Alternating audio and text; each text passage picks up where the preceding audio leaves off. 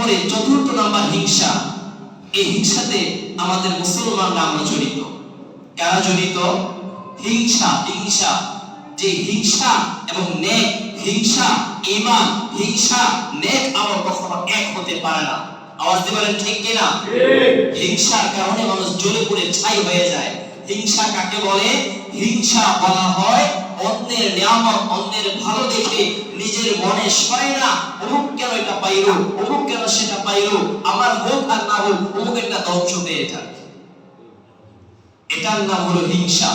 এটার নাম কি? হিংসা। এই হিংসাটা দূর করতে হবে।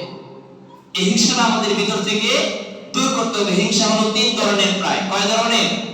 এক নাম্বার হিংসা হলো যে হিংসা, এমন হিংসা যে অন্যের নিয়ামত ধ্বংস হয়ে যায় এটা কামনা করা, এবং আমার এই নিয়ামতটা থাকুক আর না থাকুক, আমার হোক আর না হোক, কিন্তু অমুকের যেন না থাকে। বুঝাইতে পারছি? এটা এক নাম্বার হিংসা।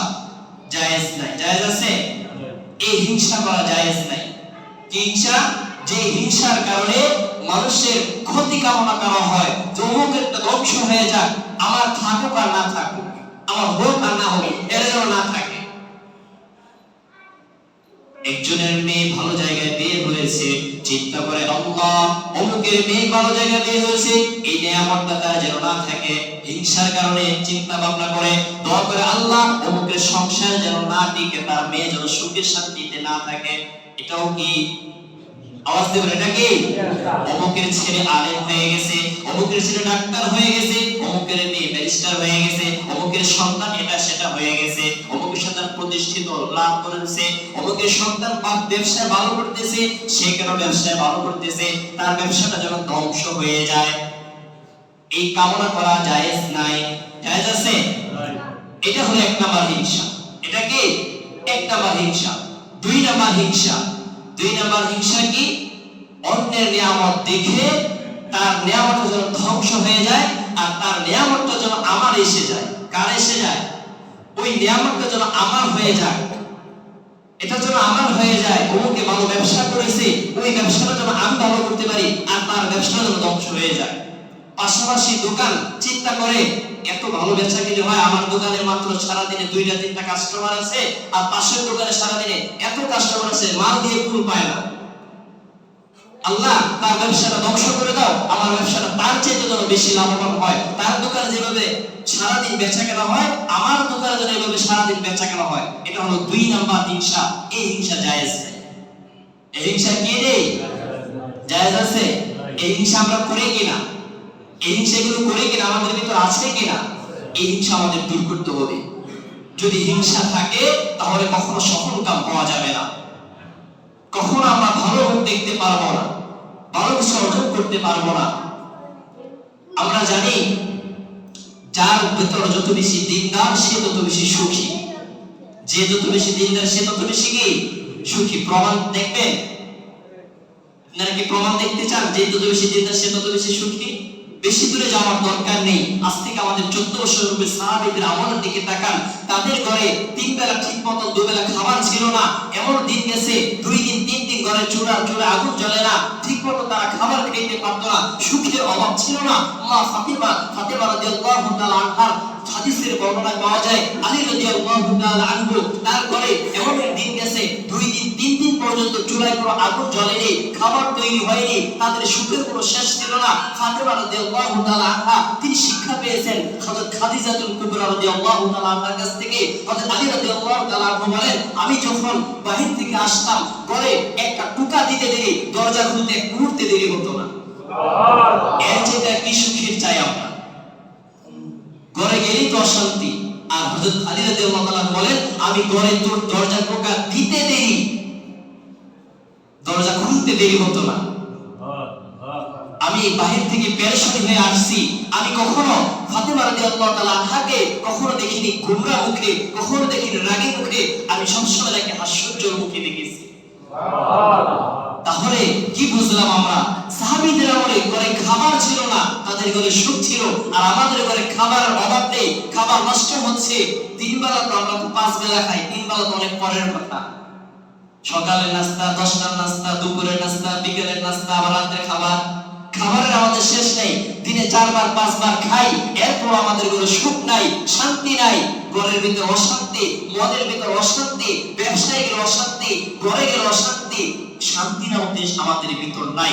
এই জন্য রাসূল বলেন, যার ভিতর যত বেশি দিনদারিত্ব আসবে সে তত বেশি সুখী হবে। যার প্রমাণ সাহাবীদের ঘটনা। ঠিক কিনা বলেন? একটা ঘটনা শুধু দেখাইলাম। হযরত ফাতেমা রাদিয়াল্লাহু তাআলা আনহা কোথা থেকে শিখলেন এই ঘটনা? তিনি শিখেছেন মা খাদিজাতুল কুবরা রাদিয়াল্লাহু তাআলা আনহার কাছ থেকে। মা খাদিজা রাদিয়াল্লাহু কুবরা তিনি যখন রাসূল সাল্লাল্লাহু আলাইহি ওয়াসাল্লাম যখন বাইরে যাইতেন, রাসূল সাল্লাল্লাহু আলাইহি ওয়াসাল্লাম দরজা টোকা দিতে দেরি, মা খাদিজা রাদিয়াল্লাহু তাআলা আনহা দরজা খুলতে দেরি হইতো না। আর এটা থেকে ফাতেমা রাদিয়াল্লাহু তাআলা আনহা শিখেছেন মা যে আমল করেছেন মেয়েও সেই আমল করে গেছে। সুবহানাল্লাহ। মা গুণে মেয়ে। এজন্য উচিত হলো ঘরে সুন্দরী স্ত্রী না খোঁজে, দিনদার স্ত্রী না খোঁজে, দিনদার মা খোঁজা। কি খোঁজা? সন্তানের জন্য দিনদার মা খোঁজা।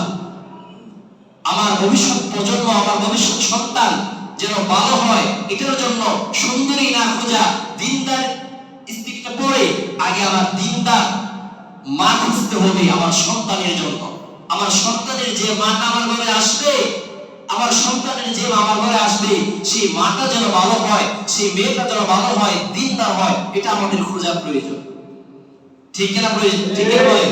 আর আমরা উল্টোটা করি, যার কারণে ঘরে শান্তি আমাদের নেই। যার কথা অন্যদিকে চলে যাচ্ছি, যেটা বুঝাচ্ছিলাম যে দিনদারিত্ব যার মধ্যে যত বেশি আসবে সে তত বেশি সুখী হবে। যে ঘরের ভিতরে দিনদারি যত বেশি সেই ঘরে সুখ তত বেশি। যে ব্যক্তির মাঝে দিন যত বেশি সে ব্যক্তির মাঝে সুখ শান্তি তত বেশি। ঠিক কিনা বলেন? তাহলে শান্তি নামক জিনিসটা পেতে হলে আমাদের দিনদারিত্ব গ্রহণ করতে হবে। ঠিক কিনা বলেন? অন্য কোনো কথা আমরা সুখ পাবো? সুখ এবং শান্তির ঠিকানা একটাই, দিনদারিত্ব গ্রহণ করো। কি গ্রহণ করতে হবে? দিনদারিত্ব গ্রহণ করতে হবে। তাহলে দিনদারিত্ব গ্রহণ করতে হলে আমাদের প্রথমে কি করতে হবে? সুন্নতি লেবাস ধরতে হবে। কি লেবাস? সুন্নতি লেবাস ধরতে হবে। দাড়ি রাখতে হবে, টুপি পরতে হবে, সুন্নতি পোশাক পরিধান করতে হবে। হুজুর দাড়ি লেবাস টুপি তো দেখছি টঙ্গীর ময়দানে মারামারিও করে, বলতেও তো পারে। মনে রাখবেন, যারা দিন কায়েমের চেষ্টা করে তারা কখনো একজনের উপর হাত তোলে না। এটা কখনো দিতে পারে না। 18 সালে একবার তোমরা মারামারি করেছো, কখনো তাবলীগী গ্রুপ হতে পারে না, মারামারি গ্রুপ, এটা সন্ত্রাসী গ্রুপ। 18 সালে একবার তোমরা মারামারি করেছো, আবার এবারও করেছো, এটা কখনো দিনের পথ কায়েম করার পথ হতে পারে না। এটা সম্পূর্ণ সন্ত্রাসীর পথ। আল্লাহ তাআলা তাদেরকে হেদায়েত দান করুন। দোয়া করি। বুঝতাম কারণ নাম উল্লেখ করেছি, যারা করেছে তাদেরকে বলতেছি। যারা মারামারি করেছে, যারা সন্ত্রাসী কায়দায় যাদের বুকে রক্তাক্ত করেছে, এক একজন মানুষকে তারা হত্যা করেছে, শত শত মানুষকে হসপিটালে পাঠাইছে, আর এদিকে এসে বলতেছে কিছুই হয়। মিথ্যাচার কোথাকার, লম্পট এগুলো, এদের থেকে আমাদের দূরে থাকতে হবে। ঠিক কিনা বলেন? এদের থেকে বেঁচে থাকতে হবে। আমাদের ঈমান এবং আমল হেফাজত যদি করতে চাই, আমাদেরকে সতর্ক থাকতে হবে, সতর্ক দৃষ্টি রাখতে হবে। কোনটা দিন, কোনটা বাতিল, কোনটা হক, কোনটা হালাল, কোনটা হারাম, কোনটা হালাল, এটা আমাদের বুঝে শুনে চলতে হবে। যদি না বুঝে শুনে চলে, আমাদেরকে পথ ভ্রষ্টের কাতারে চলে যেতে হবে। অথচ নেক্সট সুরতে শয়তান আমাকে আপনাকে ধোঁকা দিবে। টুপি পরেও আমাদেরকে ধোঁকা দিবে, দাড়ি রেখেও আমাকে ধোঁকা দিবে। আমাদের সজাগ থাকতে হবে। ঈমান নামক জিনিস দিয়ে আমাদের সজাগ থাকতে হবে। কি জিনিস দিয়ে? কি জিনিস দিয়ে? আওয়াজ দিয়ে বলেন। ঈমান। ঈমানটাকে তাজা রাখতে হবে। এক সুন্নতি লেবাসদারি আরেক সুন্নতি লেবাসদারিকে মানে এটা কখনো দিনদার হতে পারে না। এখন দিনের পথ কায়েম করার পথ নয়। মা আমাকে দখল করতে হবে, এটা কি ফরজ, এটা কি ওয়াজিব, এটা কি সুন্নাত, এটা কি নফল, নাকি সেখানে গিয়ে মারামারি করলে সওয়াব আছে, নাকি হাদিসের কোথাও লেখা আছে একটা মার দিলে একটা সওয়াব, একটা মার দিলে হজ কবুল হবে, একটা মার দিলে নফল নামাজের সওয়াব, একটা ছুরি দিয়ে পান দিলে অমুক সওয়াব হবে? কোন জায়গায় লেখা আছে? তাহলে কোথায় তোমরা এই দিন পেয়েছো? কোথায় তোমরা এই দিন পেয়েছো? যে দিনে কিনা মারামারি আছে, এটা কোনো দিনদারিত্বের পথ হতে পারে না, এটা সম্পূর্ণ সন্ত্রাসের পথ। এই পথ থেকে আমাদের বেঁচে থাকতে হবে। আল্লাহ সবাইকে বুঝদান করুক, আল্লাহ সবাইকে সঠিক বুঝদান করুক। হিন্দুর বাচ্চারাও সন্তান হয়েও আমরা বুঝতে পারি না। একজন পিনাকি ভট্টাচার্য সেও বুঝে কোনটা হক কোনটা হালাল, কোনটা হারাম কোনটা হালাল কোনটা হারাম। আমরা মুসলমানের বাচ্চা, আমরা মুসলমানের সন্তান হয়েও বুঝতে পারি না কোনটা হালাল কোনটা হারাম। ঠিক কিনা বলেন? আমাদেরকে হালাল হারামের পথ বুঝে শুনে চলতে হবে। ঈমান নামক জিনিসটি কি জিনিস দিয়ে? যদি আমাদের ঈমানটা তাজা থাকে, ঈমানটা মজবুত থাকে, যদি আমাদের পথে শয়তান এসেও যায়, আমাদের পথ নির্দেশনা দেওয়ার জন্য কোরআন হাদিস ওয়ালা ব্যক্তিদের কাছে যেতে হবে। আমাদেরকে কাদের কাছে? তিন চিল্লা দিলাম, এক চিল্লা দিলাম, এক সাল লাগাইলাম, মনে করলাম আমি বড় আলেম হয়ে গেছি, আমি আলেমদের চেয়ে কম বুঝি নাকি? তো এটাই যদি হয়, এটাই যদি মনে করি আমরা, তাহলে আলেম হওয়ার কি প্রয়োজন? সবাই সাল লাগা, সবাই আলেম হয়ে যাবে। মাদ্রাসার কি প্রয়োজন? মাদ্রাসা উঠায় দেয়। এটাই তো পথভ্রষ্টতার সবচেয়ে ধোঁকা দেওয়ার সবচেয়ে বড় মাধ্যম। আপনাকে বলবে তিন চিল্লা দাও, আর লাগবে না, তুমি আলেম হয়ে যাবে, আলেমের চাইতে বেশি জানবা। বলেন না নাউজুবিল্লাহ? এটা আমাদের সর্বপ্রথম ধোঁকা দিয়েছে। আমরা মনে করতেছি যে তিন চিল্লা দিলেই আমরা মনে করি আলেমের চাইতে বেশি জানলাম, আলেমের কাছে যাওয়ার প্রয়োজন নাই। আর আলেমের কাছ থেকে দূরে যাওয়ার সবচেয়ে পায়ে তারা করেছে খ্রিস্টানরা, ইহুদিরা। আর ইহুদিদের এই মাইল ফলক, ইহুদিদের এই এজেন্ডা বাস্তবায়নের জন্য একে পর এক আমাদের মুসলমান বান্ধবদের ফিতনা ছড়াচ্ছে। আমরা নিজেরাও বুঝছি না, আমরা নিজেরাই ইহুদিদের এজেন্ডা বাস্তবায়ন করতেছি, নিজেরাও বুঝতেছি না। বুঝে শুনে চলতে হবে দোস্ত। ঈমান নামক জিনিস তো সস্তা না, জান্নাতে যাওয়া সহজ, এত কঠিন না, যদি একটু বুঝে শুনে চলি আমরা। আল্লাহ তাআলা আমাদের বিবেক দিয়েছেন, বুদ্ধি দিয়েছেন। বিবেক নামক জিনিস যদি পচিয়ে ফেলি আমরা, গাছের গোড়ায় যদি পচন ধরে, উপরে যতই পানি ঢালি আমরা, গাছ বাঁচবে? মাথায় যদি পচন ধরে যায়, আপনার হেদায়েতের কথা যদি আপনাকে গুলিয়ে পানি দিয়ে শরবত বানিয়ে খাওয়ায় দেওয়া হয়, হেদায়েত যে আপনি পাবেন না। ঠিক কিনা বলেন? এজন্য মাথার পচন আগে ছোটাতে হবে। মাথার পচন যদি ছোটাতে যাই, আপনাকে ঈমান নামক জিনিস ভিতরে তৈরি করতে হবে। যে কথাটা বোঝাচ্ছিলাম, ঈমান এবং হিংসা, ঈমান এবং গুনাহ এক জায়গায় কখনো একত্রিত হতে পারে? একত্রিত হতে পারে না। ঈমান এক জিনিস, ঈমান হলো পবিত্র জিনিস, হিংসা হলো গুনাহের জিনিস, অপবিত্র জিনিস। যে হিংসা দিয়ে কখনো ইসলাম কায়েম হয় না। ঠিক কিনা বলেন? ভালোবাসা দিয়ে, হিংসা দিয়ে কখনো ইসলাম কায়েম হয় না। ভালোবাসা দিয়ে ইসলাম কায়েম হয়, যার প্রমাণ যুগে যুগে আমরা দেখে আসতেছি 1400 বছর পূর্ব থেকে। ঠিক কিনা বলেন? আল্লাহ রাসূল সাল্লাল্লাহু আলাইহি ওয়াসাল্লাম যখন মদিনা শরীফে গেলেন, আল্লাহ রাসূল সাল্লাল্লাহু আলাইহি ওয়াসাল্লামকে দেখা মাত্র বহু ইহুদি খ্রিস্টানরা দেখা মাত্র বলা শুরু করলেন, এমন সুন্দর চেহারার ব্যক্তি কখনো মিথ্যাবাদী হতে পারে না, এমন সুন্দর চেহারার ব্যক্তি কখনো মিথ্যাবাদী হতে পারে না। সুতরাং আমাদের যেই পথ, এটা ভুল পথ, নবীর যেই পথ, মুহাম্মাদের যেই পথ, এটাই সঠিক পথ। সুতরাং আমি কালিমা পড়ে মুসলমান হয়ে গেলাম। কি হয়ে গেলাম? মুসলমান। এটা কি জিহাদ হতে পারে? তো হিংসা, এটার নাম কি? হিংসা। আমি এখানে থাকবো, আমাকে একটা রাজ কায়েম করতে হবে, এটা নাম হলো হিংসা। এটা নাম জিদ। এই জিদ আপনাকে জাহান্নামের পথে নিয়ে যাবে, জান্নাতের পথ আপনি কখনো নেবে না। ঠিক কিনা বলেন? জান্নাতের পথ যদি যাইতে চাই, কোরআন হাদিসের জ্ঞান সঠিকভাবে অর্জন করতে হবে। কোরআন হাদিস অর্জনকারী এলওয়ালা ব্যক্তিদের কাছে আমাদের সংস্কার গ্রহণ করতে হবে। নিজে নিজে সিদ্ধান্ত নিয়ে আমি একজন না জানলেওয়ালা ব্যক্তি আরেকজন না জানলেওয়ালা ব্যক্তির কাছে গেলাম, আমি কি তার কাছে পাবো? কোনো কিছু।